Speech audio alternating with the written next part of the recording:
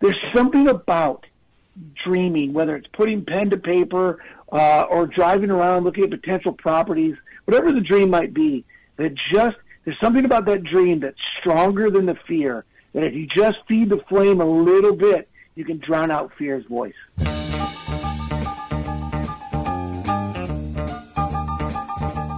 You're listening to Mr. Radio, and I'm your host, Marshall.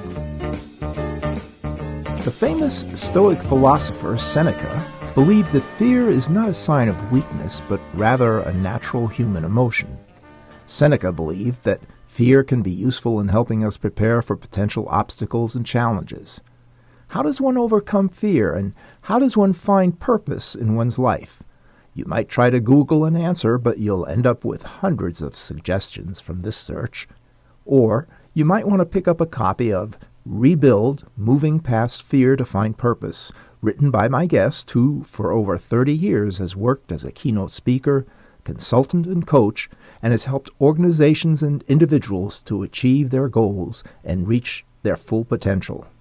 Here to talk with me about his recent book, it is my pleasure to introduce Charlie Barclay. Welcome to the show, Charlie. Thanks for having me, Marshall. I appreciate it. In addition to writing books, are you still affiliated with the Parkview Christian Church, and if so, in what capacity? I am. I am one of the group's pastors there. I oversee small group leaders and coaches and train and develop leadership in the organization. I ask you because in the first chapter of your book, which I believe can be downloaded online, for me at least, it was in a totally different voice. You wrote it in a totally different voice than the rest of your book. Am I correct in that?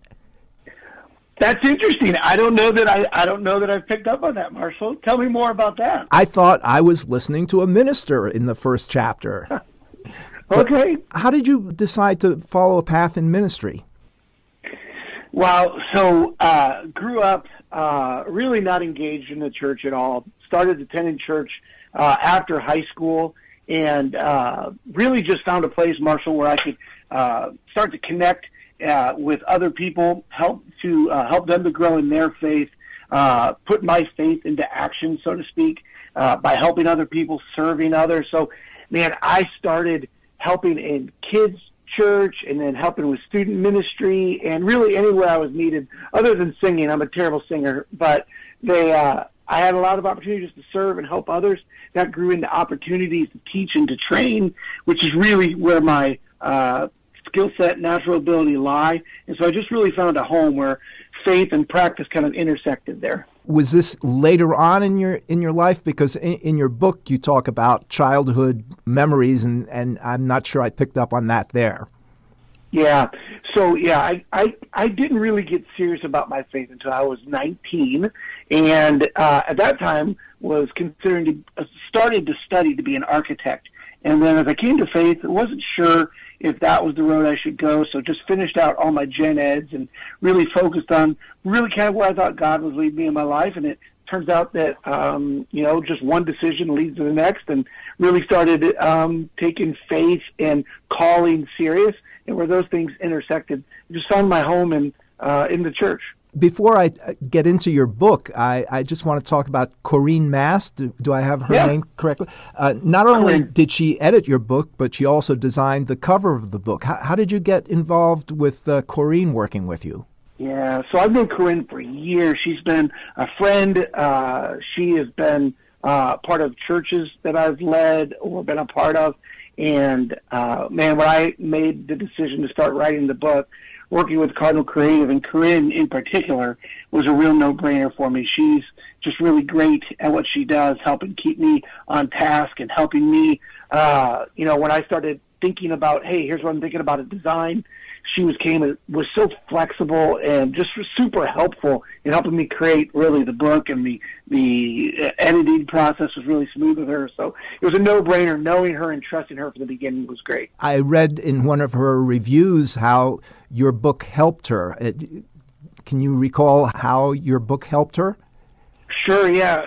Corinne and I have talked a lot about just finding that balance, that tension between going, hey, here's how I know I'm gifted, and I'm using a little bit of that in the way that I work and what I'm doing, but trying to step out and to maybe take a risk, and to really try to live in my sweet spot a little bit more than just maybe in the hours when I'm not at work or whatever. Is that how can I kind of transition into doing a job that I love, that I'm gifted at, and try to minimize some of the fear or the risk involved in that. So she was using her gifts and abilities in some ways in the job that she had, but she really had a dream of creating like the Cardinal Creative Agency that she has to help creatives and to help them move their work along. And so just sat with her, helped her dream, helped her come up with a plan to kind of here's next steps, and watching her grow in that has been just it's been a gift for me as well. How did you come up with the design of your cover? And I'm especially interested in the bracketed R in your title, and it also appears throughout the book. Yeah. This idea of rebuilding, for so many, I think it's, hey, we started down the road, we had these hopes and these dreams, but, we've kind of given up on those, and we've got a good life. We wouldn't say there's anything wrong with the way that we're living, but some of those dreams that really lit a fire in us, that kept us awake at night, or it was the first thing on our mind when we woke up, some of those things have maybe drifted, and we've let some of those go. So we want to rebuild, and so for some of us who are younger and maybe have or maybe the second half of our life and coming up with some new passions or new ideas, maybe it is just building. But for some of us, it's rebuilding, but on a foundation that's already there. So it's not a brand new start, a brand new venture, but it's rebuilding. And so I wanted to kind of bracket the RE in particular to say, hey, we're not talking about going all the way down and starting all over new, but it's kind of a rebuild. We are rebuilding, and we're taking maybe the house down to the studs, but we're starting with the framework that we have to get where we believe we can go. So it's a graphic illustration of a foundation, maybe that it's incorporating in your both in your book and your website. You talk a lot about coaching kids, and one of the themes in your book relates to the following. And I'm going to just quote you: "I've coached baseball, softball for almost 20 years, pausing during practice to do what I like to call the honor bucket challenge. This practice has never been easy, but it seems to be getting harder." And for listeners who are eager to Google the honor bucket challenge, perhaps you can beat them to the answer and explain for us the honor bucket challenge. Yeah, thanks, Marshall. What we would do at our practices, sometimes it would be before, during, or after, but we'd huddle up as a team, and I would just pull out a bucket when I was coaching baseball or softball and flip it over and have one of the players sit on that bucket while the rest of the team gathered around. And it was just a matter of each one of the players on the team would say something about that individual that was positive, encouraging, and that kind of gave them some brackets that said, it can't be about their spikes or I like your hair or your glasses, right? It had to be about something about that person. Hey, when we're playing, you're toughing it out and you're always hustling, or I like your attitude, or I like the way that you encourage everybody on the team. And none of the answers could be repeated. And it's amazing that it's gotten harder over the years, not so much for people to come up with things to say, but almost for people to receive it.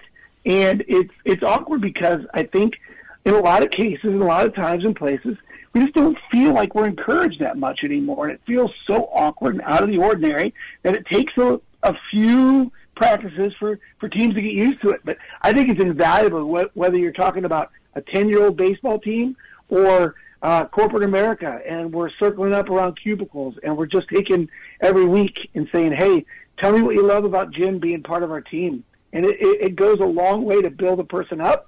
And it helps us get in the exercise of looking for what's positive in this person. Even if there's tension, or maybe Jim and I don't see eye to eye on everything, I can still say, hey, Jim, here's what I appreciate about you. It's too bad that people on these social networks don't take that up, because I don't see any of that on social platforms at all. Throughout your book, you use personal anecdotes to illustrate various themes. And it reminded me that many years ago, I was bicycling cross-country with my son, and in every town that we stopped, we had just missed the Def Leppard concert tour. And in one of your chapters titled 11 Miles, How in the World Did I Get Here?, you used Def Leppard to help answer the question posed in the chapter title. Can you tell our listeners a little bit about this? Oh, for sure. I'm so sorry that you missed them, that you were right behind them. I've seen Def Leppard. I don't know if this is a good thing or a fact to be embarrassed by, but I had seen them probably over the course of my life 5, 6, maybe 7 times. And there was an instance one time in high school where I lived south of Chicago, and we went up to see them in Wisconsin. And boy, it rained most of that weekend, and so the parking lot that we were in became this kind of just muddy mess. So by the time we got out of that concert, it was really late, and I was muddy from pushing the car while my friend was driving, and I was exhausted. And so by the time we got out of there, my friend started driving home. I fell asleep in the passenger seat of the car, and as we were driving, he looks over to me and he wakes me up and says, "Hey, where's Purdue University?" And I said, "It's in Indiana." I go, "Why do you ask?" He's like, "It's right there." And so we had driven an hour and a half really out of our way. And when someone is really tired and already exhausted, that was not good news. But, man, I think as I reflected on that, as I thought about a way to illustrate, sometimes we let somebody else drive the car when we're just exhausted, whether we've gotten tired of trying or we just have gotten beaten down so many times that we just let life take us wherever it's going to take us. And we wake up some days and we go, how in the world did I get here? And sometimes it's just because we let somebody else take the wheel. And they're taking us, what's going to meet the company's best bottom line or whatever that is. And it doesn't lead us to the place where we feel fulfilled or who we were designed to be. And so sometimes we wake up, we go, man, how in the world did I get here? And it feels like driving home from a Def Leppard concert at 3 a.m. Well, it must also have something to do with Chicago, because when I was, throughout the book, I kept thinking of things that happened in my life, and I could relate to what you were talking about. And Chicago, I remember I had to meet my wife-to-be in Colorado. I was driving from New Jersey, and I was in a convertible, and driving through Chicago, there were a lot of loop-de-loops, and at one point, money flew out of my my car, and I got back on what I thought was Route 80, and I drove for about 100 miles, and then I saw a sign that said, "Thruway ends 100 feet," and I couldn't figure that out, and some people explained to me as they were laughing that I was 100 miles out of the way. So it's either Def Leppard or Chicago. Yeah. Welcome to Chicago, Marshall. That was it. Yeah. You talk about the power of the right friends, and you also mentioned the Inklings. I wasn't familiar with the Inklings. How did these men shape your thoughts about friends? Yeah, so the Inklings were friends, contemporaries of C.S. Lewis and J.R.R. Tolkien, and these are guys who were writers and would just get together after work or evenings and sit in a pub and talk about what they were working on. And really interesting when you see some correspondence from somebody who was writing to Tolkien and asked him what he thought of Lewis's work. And these guys are notoriously good friends. And Tolkien would say, well, I don't really care for allegory the way that Lewis would write it. And but so even though it wasn't his thing, so to speak, he cared about Lewis, and he saw where Lewis was going, and he said, well, maybe that's not what I would do, but you do that really well, and so and so they would just bounce ideas off, and he would correct and say, hey, have you thought about this? And so the power of having friends in your life that go, man, maybe that's not what I would do, and unless it's something really dangerous, they don't discourage you from doing it. They go, that's not what I would do, but I can see that you love it. And so if you were all in on that, let me help. Let me give you some perspective. Let me give you some ideas. Because the real goal is, like, we want that work to be done really well. And although it's not the way I would do it, here's some thought, here's some idea, and take it or leave it. To find friends like that who, instead of trying to discourage you from taking risk or try to make your work their work, to find somebody who's willing to say, man, I just love what you're doing because you love it, not because I do. I'm not quite sure how easy it is to find friends like that. Yeah, it's not. And I think part of it is us modeling it for them, right? Is to say, and it's a gentle. I have a friend who always says it's a tension to be resolved rather than a problem to be solved. And the old adage that says you are the sum total of your 5 closest friends. Sometimes you go, oh man, that's scary, because if my 5 closest friends aren't willing to be honest with me and to cheer me on, then I'm not suggesting you should dump your friends. I'm suggesting that we should have some maybe hard conversation, some reflection, hey, I just want to invite you to tell me, even if this isn't how you would do it, tell me how you would do it if you were me, and just to try to get there. And yeah, I would say it's much like marriage. It's very much worth it, but it's definitely not easy. Back to driving a car, you posit, how great would it be to have voices in our life that could help us navigate our way toward our goals the way our phones do on the highway? And you offer a chart to help us navigate, and with a column for non-specific goals and a column for actionable goals. Could you guide us through this? Yeah, I think there's something to be said about having goals that we can actually check on our progress, right? That'll tell us when you're driving in your car and you have your GPS going and you're unsure of where you're at, or if the freeway, the thoroughfare is going to end on you, that when you're driving, a phone will let you know, hey, you've got 500 feet to the exit, and they'll tell you you've got 100 feet or 50, and it's measurable. You can see the progress, see where you're getting off the highway. But if we have goals that just say, hey, I'd like to be in better shape, and it's hard to navigate that, right? But if you go, I would like to lose 20 pounds by the end of this time next year, you can navigate that. You can measure 3 months down the road. Have I gained weight? Have I lost weight? Are the things that I'm doing progressing me quick enough to get me to where I'm at? All those things, I think, like a GPS, are super helpful. They show us what's coming ahead. But if we're vague and we don't know where we're going and we just would like things to be generally better, we usually settle into our same old habits and routines because it's easier and it's less pain, and it won't move the needle as much as we'd like. So do you think we should be journaling in order to do this? Man, I would love to say that we should journal every day, and I would be a hypocrite if I would say that. But the answer is absolutely, I would suggest that we should journal. And if you don't do it every day, like I aspire to do it every day, and Marshall, one of the biggest struggles I have is I become so hard on myself that if I skip a day or two or whatever it is, that I go, oh man, I've blown it, and I'm not going back to it.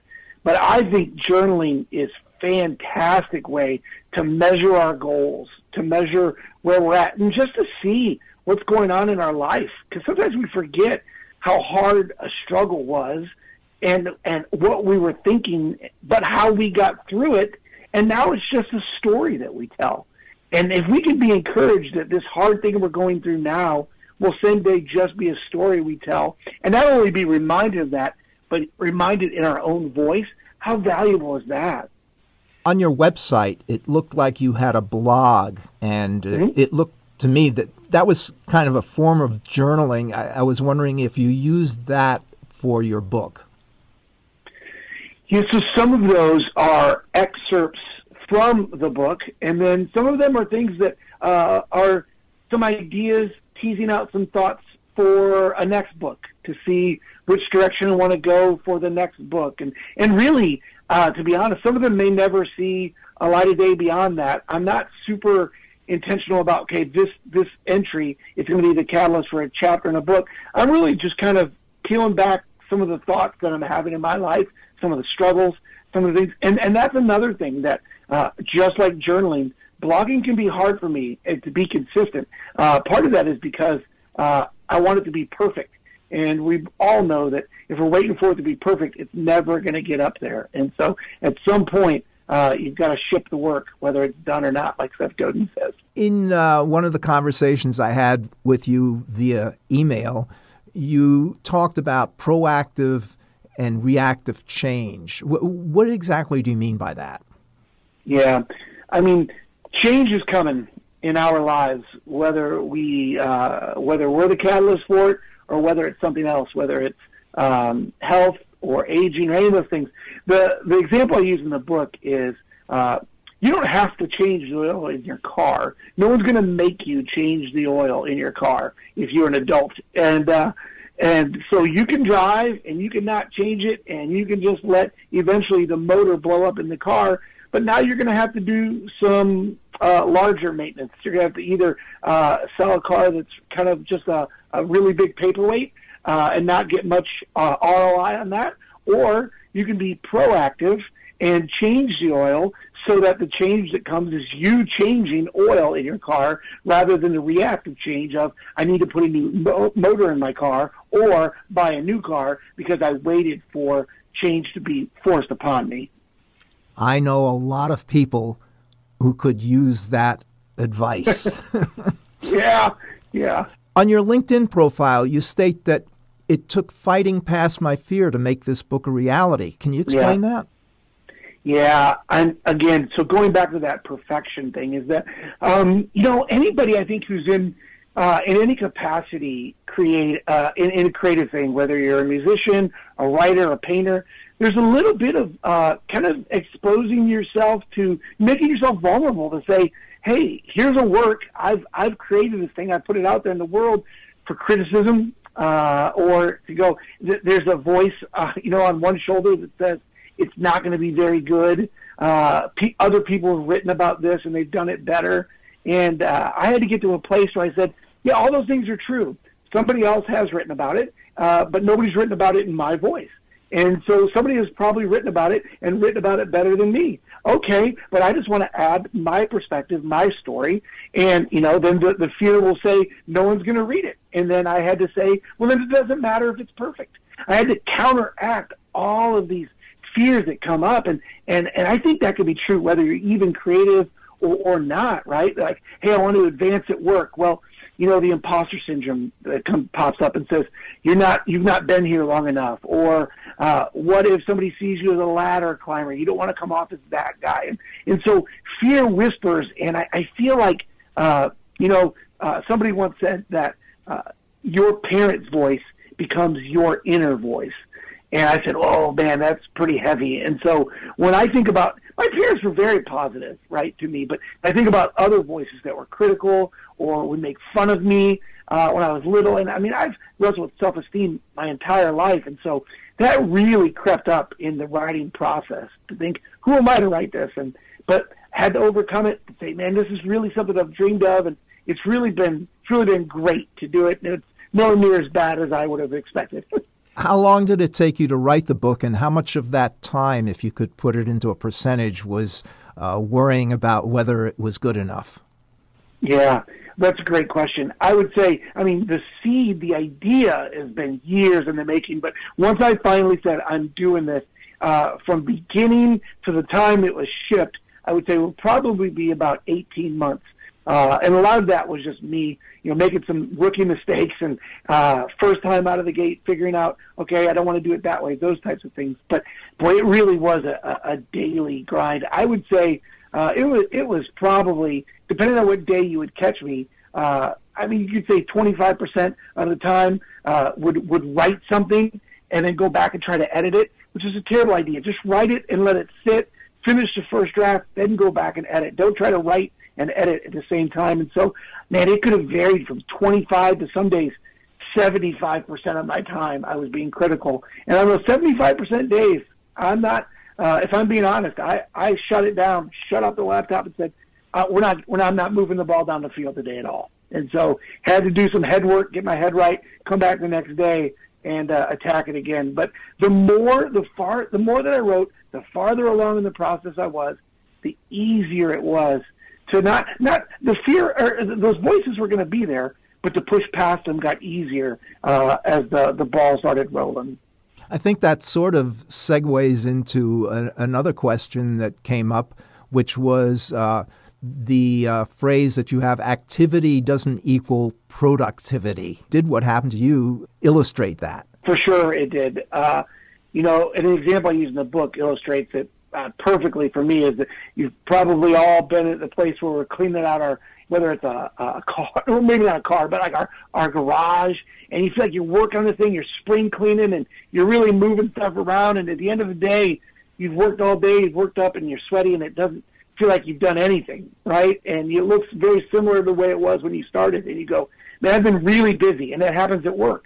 We're really busy, but what did we accomplish at the end of the day?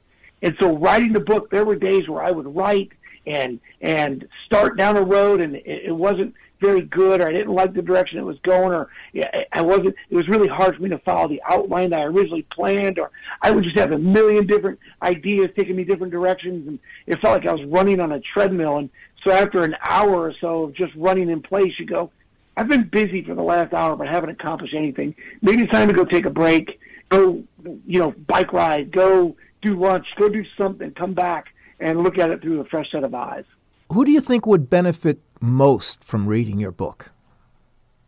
I would say the people who can, when I say, hey, do you remember a dream that you gave up on? And a very vivid dream comes to their mind.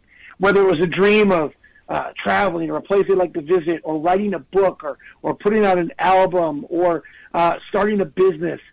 When those people that can answer the question, yes, if they could say, hey, is there a dream that you've left? And not just a small one, something that you go, yeah, this is a big dream of mine, and it was a big part of my life, and I just gave up on it. I think they'd benefit just to re-stoke that fire and to say, man, maybe it's not too late. And maybe the dream looks different, but man, I should still, maybe I can move that ball farther down the road and really enjoy chasing that dream again. Well, speaking of dreams, what advice would you give to someone that has given up on a dream or allowed fear to paralyze them? I would say allow themselves to have some space and just ask the question, what if? Like, what if I just wrote a chapter a day? I mean, in my case, right? Or what if I just picked up the guitar again? Or what if I just put together a one-page business plan? There's something about dreaming, whether it's putting pen to paper or driving around looking at potential properties, whatever the dream might be, that just there's something about that dream that's stronger than the fear, that if you just feed the flame a little bit, you can drown out fear's voice. In the last couple of minutes that we have, are you working on any current projects? I'm in that phase right now where I've got a couple things are brewing where, like I said, with writing, I'm outlining a couple different potential next books. And here's one of the things that I would like, and I'll say this, I've never said this publicly. I've told Corinne at Cardinal Creative this a couple times, but I would like to write a screenplay. That's always been a dream. And so I've been looking and learning what that looks like. And so those are some of the things I'm working on is book number 2 and toying with the idea of what a screenplay might look like. In a lot of the chapters where you're talking about going on hikes and driving, those seem like screenplays right there. Thanks. Have you gotten any feedback from readers?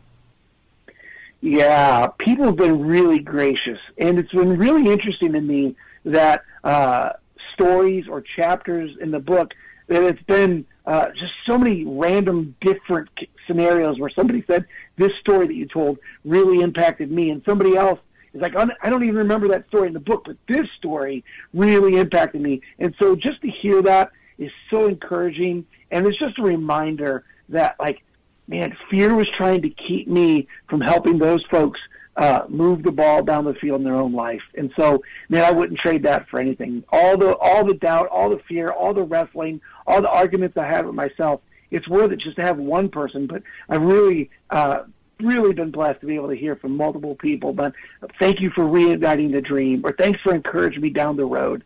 That's been great. And for listeners who would like to read your book, where can they find it? You can find it at charliebarclay.com. You can go to my website, and there'll be a link there that'll take you to the Amazon link, or you can search for it, Rebuild. Charlie Barclay is the author at Amazon. Again, the book is titled Rebuild, Moving Past Fear to Find Purpose, written by my guest, Charlie Barclay. Charlie, I'm so happy that you were able to take the time to speak with me, and I hope to hear from you again real soon. Marshall, it's been an honor. Thanks. It's been a real pleasure talking to you. I really appreciate it and enjoyed my time. You've been listening to Mr. Radio, and I'm your host, Marshall. This program was written and produced by Marshall. Our theme music was played by Ululation. Mr. Radio is available wherever you get your podcasts, including iTunes and Spotify. Subscribe to our podcast and leave us a review. And don't forget to tune in next week for another episode of Mr. Radio.